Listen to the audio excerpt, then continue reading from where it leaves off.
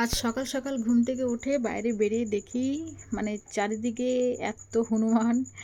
ঘরের সব কাজকর্ম সেরে বাইরে বেরিয়েছি, একটু মানে ভাবলাম যে একটু বাইরে একটু হাঁটাচলা করব, তার উপায় পর্যন্ত নেই। কি অবস্থা, চারিদিকে মন্দিরে সব বসে আছে, এত রোদ গরম তার জন্য। আর ওপর দিয়ে মানে কি বলবো অবস্থা, ছাদের উপর দিয়ে এরকমভাবে যাওয়া আসা করছে না, ভয় পেয়ে যাচ্ছি। তো বড়দিকে নিয়ে এলাম স্টেশন থেকে, ফোনটা নিয়ে জানি তাই ভিডিও করতে পারিনি।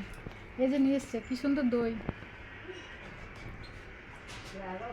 চামচ দিয়ে কাটো, আরো অনেক কিছু নিয়ে এসছে, সবগুলো চারদিকে ছড়িয়ে ছিটে রয়েছে। এই যে নিয়ে এসছে কলা, আমি অসুস্থ তার জন্য পুরো ফলের বাজারটা উঠে নিয়ে এসছে। দাঁড়াও তোমাদের আবার দেখাই, সব কিছু চারদিকে ছড়িয়ে ছিটে রয়েছে।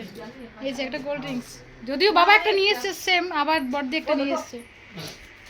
এই যে আমিও তো খাই না, ফার্স্ট টাইম এই করি, ফার্স্ট টাইম আমিও আনলাম, জানি না তো এটা হচ্ছে নবদ্বীপের দই। মায়াপুর নবদ্বীপ অনেকদিন থেকে ভাবছি যাব, কিন্তু যাওয়ার সেরকম সুযোগ হয়ে উঠছে না, তাই বড়দি নিয়ে এসছে দইটা। এটাও টেস্ট করে দেখি কিরকম লাগছে। এই যে বাবা খাচ্ছে, কেমন লাগছে বাবা, কেমন লাগছে বলো, ভালো।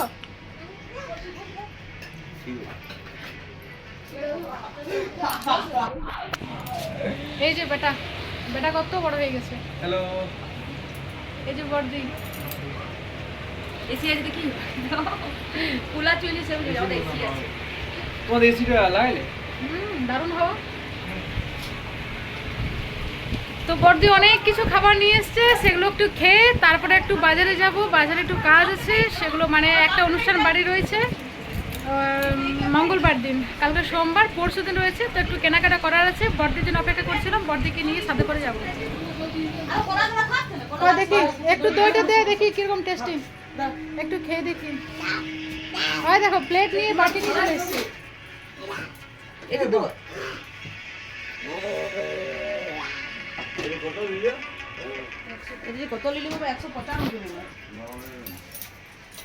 বাবা টেস্ট কিরকম, ভালো?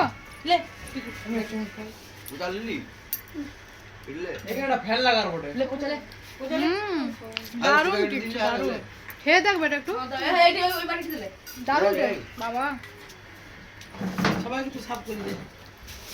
খুব সুন্দর। বড়দি প্রচুর জিনিস নিয়ে এসছে আমার জন্য, এই কেক, বিস্কুট,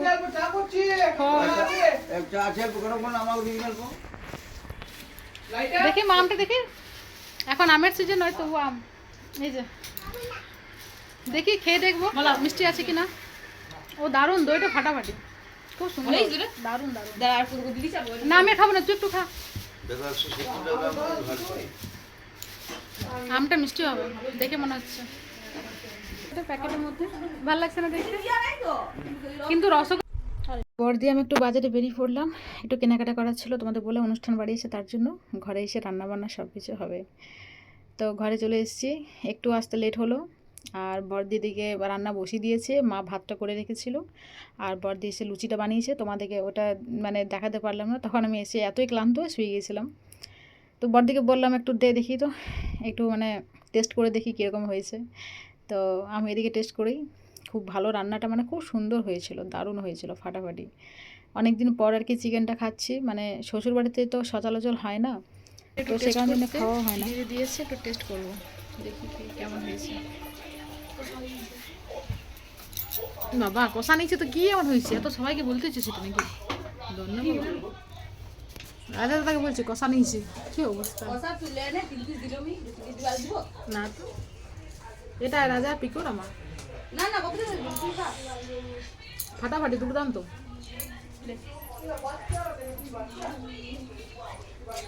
আমার বলতে সবটাই সত্যি কথা, এই যে আবার দিয়ে দিলাম, খেয়ে দেখি।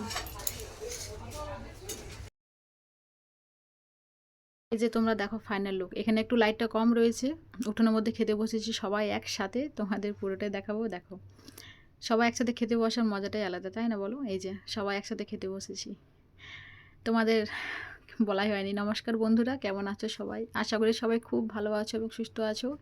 সবাই সুস্থ থেকো। সবাই প্লিজ একটু বলো যেন আমিও একটু মানে খুব তাড়াতাড়ি যেন সুস্থ হয়ে উঠি, কারণ শরীর আমার একদমই ভালো লাগছে না। যত দিন যাচ্ছে তত শরীরে যেন একদম মানে খারাপের দিকে এগোচ্ছে, ভালো কিছু হচ্ছে না। কিন্তু জানি না, ভগবানের উপর ছেড়ে দিয়েছি, কি করব কিছু বুঝতে পারছি না।